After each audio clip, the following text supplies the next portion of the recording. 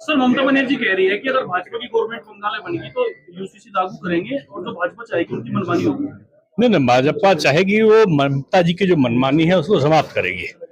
भाजपा सभी जाति धर्म को साथ में लेकर चलेगी, महिलाओं का सम्मान बरकरार रखे और जो भ्रष्टाचार ममता जी का है और जो बांग्लादेश का उनका पैक्ट है वो समाप्त हो, इसके लिए काम करेंगे। अभी सर डॉक्टर साहब का बयान आया है, डॉक्टर जी वे कह रहे हैं कि संघ की स्थापना हिंदुओं को एकत्रित करने के लिए हुई थी और अभी हिंदुओं में वो अभी एकता नहीं आई जो होनी चाहिए थी। संघ ने जो है आजादी से पहले।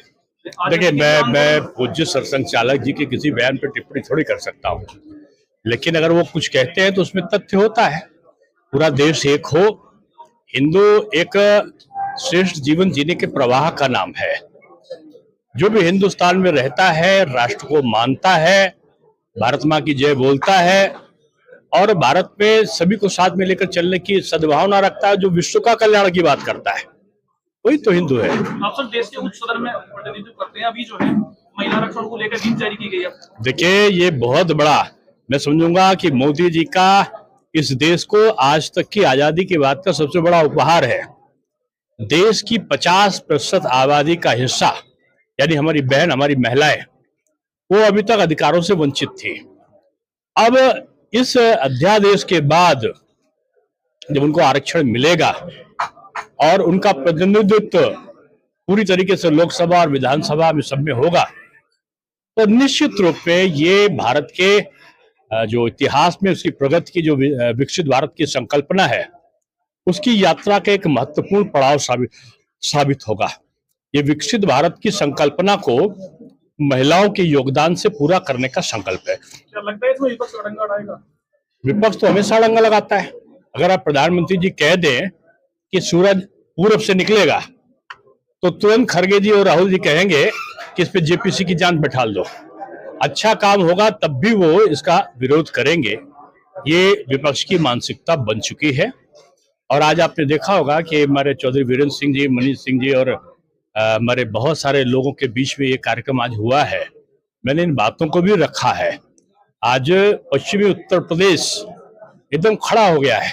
मोदी जी के जो महिला आरक्षण का जो उनका संदेश है पूरे भारत में, जगह जगह जश्न मनने की तैयारी अभी से हो रही है। सर, प्रदेश में मेरठ हो या दूसरी जगह हो, शामली हो, जमीनों पे कब्जा किया जा रहा है। अरे जो कब्जा करेगा ऐसा दंड पाएगा तो उसको फिर उसकी अगली पीढ़ियां याद आएंगी। ये नहीं मैं कहता हूं कि खत्म हो गया, बिल्कुल बंद हो गया, लेकिन बहुत पहले की अपेक्षा 90% समाप्त हो चुका है। 10% जो बचे हैं उनको भी योगी जी की चेतावनी है कि एक बार अगर शिकंजे में आ गए तो फिर 3 पीढ़ियां अपराध भूल जाएंगी। ईरान इजराइल का कॉन्फ्लिक्ट हो रहा था और भारत की अवैधता पर इसमें कई सवाल भी उठे कि सपा और बसपा की नीतियों के कारण होने लगा। एक थे जिन्होंने कहा कि रामलला हम आएंगे, मंदिर वहीं बनाएंगे तो उनका हम गोली यहीं चलाएंगे, पतंगा पर नहीं मारेगा। ये हिंदू और मुसलमान की बात नहीं थी, ये केवल सांप्रदायिकता का उन्माद फैलाने की बात थी। अब लोगों का नेताओं पर से विश्वसनीयता का भाव समाप्त होने लगा। मैं कभी कभी हंसी में कहता हूं कि पश्चिमी उत्तर प्रदेश में जब इस प्रकार का हुआ तो एक नेताजी के पास उनका लड़का पहुंचा, बोला पापा पापा, पिताजी पिताजी, मुझे आपकी तरह नेता बनना है। उनका बेटा बन जा। बोला शॉर्टकट बनना है, आप मुझे कुछ बातें बताओ जिससे मैं भी बड़ा नेता बन जाऊं। नेताजी जो बड़े नेता थे, ये पश्चिमी उत्तर प्रदेश से सत्य घटना थी। वो छज्जे पे बैठे हुए थे, अपनी पहली मंजिल पे अपने कमरे के छज्जे में धूप सेक रहे थे। बेटा फिर से कहने लगा कि आप जैसे नेता हो मैं वैसे ही बनना चाहता हूं, मैं नेता बनना चाहता हूं, हमको कुछ शॉर्टकट बताओ। बोले बेटा पहले बताऊंगा बाद में, पहले छत से कूद जा। और बेटा छत से कूद गया। बोला कि हम कूदेंगे चोट तो नहीं लगेगी। पिता ने कहा मैं तो हूं तेरे साथ में, कह रहा हूं कूद जा कूद जा। लड़का कूद गया, पैर टूट गया। पिताजी उसको दवा लेने के लिए डॉक्टर के वहां लेकर भागे और उसका इलाज कराया। तो लड़के ने क्रोधित होते हुए कहा पिताजी आपने कहा मैं हूं और उसके बाद आपके कहने से मैं कूद गया, मेरे पैर टूट गए, आपने ये नहीं बताया था कि मैं पैर कूदूंगा तो पैर टूट जाएगा, आप मुझे बचा नहीं पाओगे। बोले बेटा तूने पूछा था मुझसे कि कोई ऐसी बात बताओ जिससे मैं नेता हो जाऊं, तो तुझको वही बात बता रहा हूं कि नेता की बात पर भरोसा मत करना, चाहे वो तेरा बाप क्यों ना हो। तो ऐसी बात पश्चिमी उत्तर प्रदेश में नहीं है, क्योंकि चौधरी हमारे लखनऊ के मेयर रहे भारतीय जनता पार्टी, जो विश्व में नंबर 1 पार्टी बनी, उसके सदस्यता प्रमुख रहे।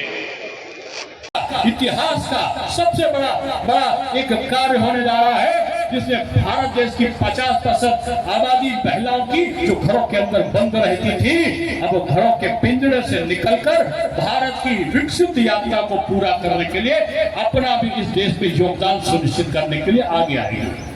इसलिए याद रखना, कांग्रेस कभी नहीं चाहती है, अभी देखना हल्ला मचाएगी किसी तरह पास ना हो, समाजवादी हल्ला मचाएगी किसी तरह पास ना हो। और ये सारे लोग इस देश में महिलाओं का सम्मान नहीं चाहते। महिला की बात करो तो कांग्रेस कहेगा कि हमारे पास तो 2 महिलाएं हैं, सोनिया जी, हमारे पास प्रियंका गांधी जी, ये दो प्रियंका वाड्रा और सोनिया जी, ये 2 महिलाएं हैं, हमने तो महिला को सब कुछ दे दिया। अरे कांग्रेसियों, एक चीज जान लेना, आपके अध्यक्ष खड़गे जी ने क्या कहा है? इनके अध्यक्ष हैं राहुल गांधी जी, जिनसे मजाक किया करते हैं, ऐसे मल्लिकार्जुन खड़गे जी ने क्या कहा? खड़गे जी ने क्या कहा? बहुत महत्वपूर्ण बात है, जान लेना।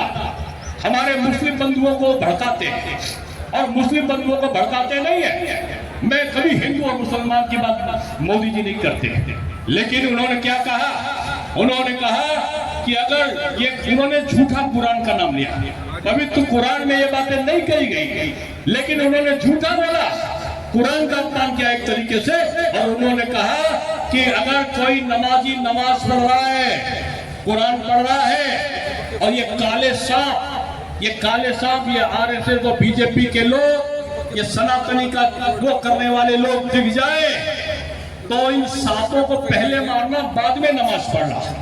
अरे खड़गे जी, तुम्हारी हैसियत नहीं है कि तुम हिंदुस्तान में आकर यहाँ के सनातन को मानने वाले इन सनातनियों को, ये राष्ट्र की रक्षा का यज्ञ को संपूर्ण करने वाले ये राष्ट्रीय स्वयंसेवक संघ के लोगों को, ये भारत की अस्मिता को अपना संचालित करने वाले भारतीय जनता पार्टी के कार्यकर्ता को काला सांप कह के उनको मारने का आह्वान करो।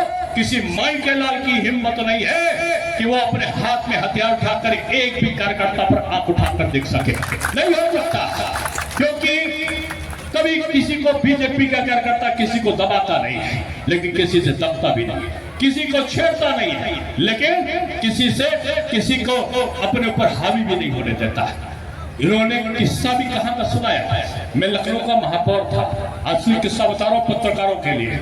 मैं लखनऊ का महापौर था, सिया धर्म गुरु बहुत बड़े विद्वान थे कल्बे सादिक साहब, हुसैन डे का एक कार्यक्रम था, हुसैन डे, और हुसैन डे के कार्यक्रम में वो भाषण कर रहे थे नगर निगम के हाल में, और हाल में नजर करते हुए उस समय रोजा चल रहे थे, और रोजा के समय उन्होंने एक उदाहरण अपने मुसलमान भाइयों को दिया। उन्होंने कहा देखो तुम भले जुमे की नमाज पढ़ने के लिए क्यों ना जा रहे थे, और अगर देखो कि एक हिंदू भाई को कोई जहरीला सांप काट रहा है, या कोई हिंदू भाई नदी में डूब रहा है, तो आप नमाज भले ना पढ़ो, लेकिन आपका कर्तव्य है कि उस हिंदू भाई को बचाओ।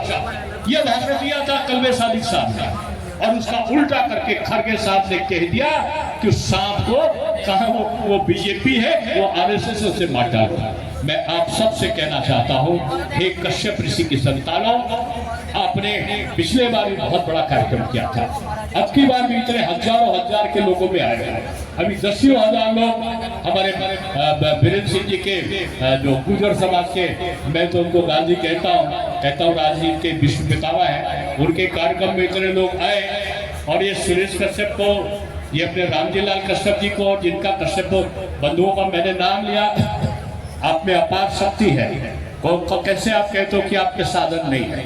आप में साधन नहीं है, लेकिन आप में अंदर की ताकत है, आप में अंदर का समर्पण है। और आप इतने बड़े आए हो, बड़ा सा बड़ा नेता भी अगर इतने लोगों को इकट्ठा करने लगे तो उसको कई महीने लगेंगे। इसलिए सुरेश कश्यप को तो मैं पहले जानता हूँ, ये बहुजन समाज पार्टी की तरफ से नेता थे सदन में, और मैं बीजेपी का नेता सदन था।